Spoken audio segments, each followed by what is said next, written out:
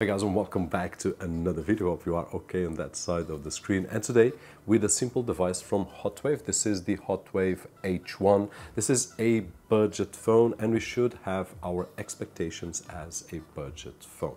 In my opinion, before we start talking about it, because we will treat it as any other phone, although we have seen some flagship models right over here, deserves our respect and we will treat it as such.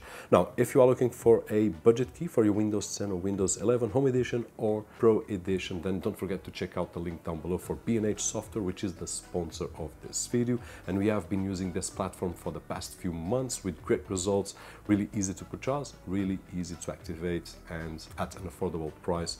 All legit, so a link down below just in case you want to check that out. Now, in terms of the design itself, I would say that it's nothing new in terms of design. It's a phone with large bezels here on the side. At the back it has a plastic cover that we can remove to show off the battery, and we also have access to 2 SIM cards and 1 micro SD card. It has a 6.26 inches display with resolution of 1014 by 480 with 400 nits. Now, the resolution is not comparable to higher end models, but the truth is that I've seen phones with lower resolution and with lower specifications costing more here on my country, at least. I do believe that it has a place on the market. In terms of the cameras, it has 2 back cameras. One is a 2 megapixel portrait camera and the other one is a 8 megapixel camera, which is the main camera, and at the front it has 5 megapixels. Now, I haven't seen the pictures and videos that I took so far, but I would say that the quality is good enough so that we could take pictures for social media and things like that.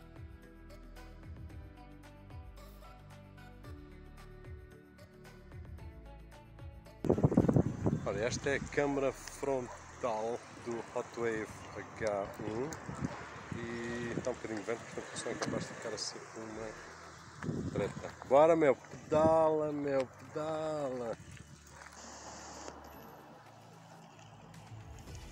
Bora, meu, pedala, meu! Now, it has 3 ways of unlocking the screen. One is with a pin, but that's not funny. It also has fingerprint sensor here at the back and Face ID. Now, I will show you right over here instead of giving you a B-roll. If I press the button, it will start searching and unlock, as you could hear. Let's do it again. So it is accurate, but it will take a while. So it's not the fastest that you will see, but it is accurate and it will work nice. The same with the fingerprint sensor. If I put it on the back, just capture it and then it takes like a second or so to unlock, and there we go, it did capture and boom. So not the fastest, but accurate, as you could see.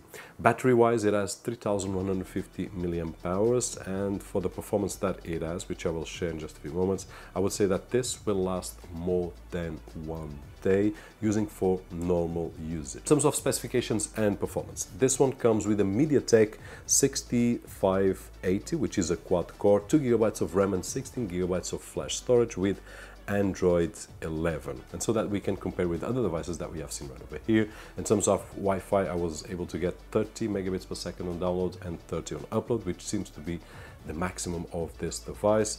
In terms of the disk, I was getting roughly 150 megabytes per second reads and 42 on writes.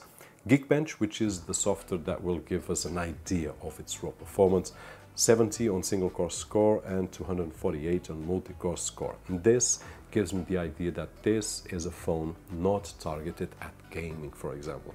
And another proof of that is that the 3D Mark score did fail to run on every single test. Even the easiest one, it did not run. So, conclusion.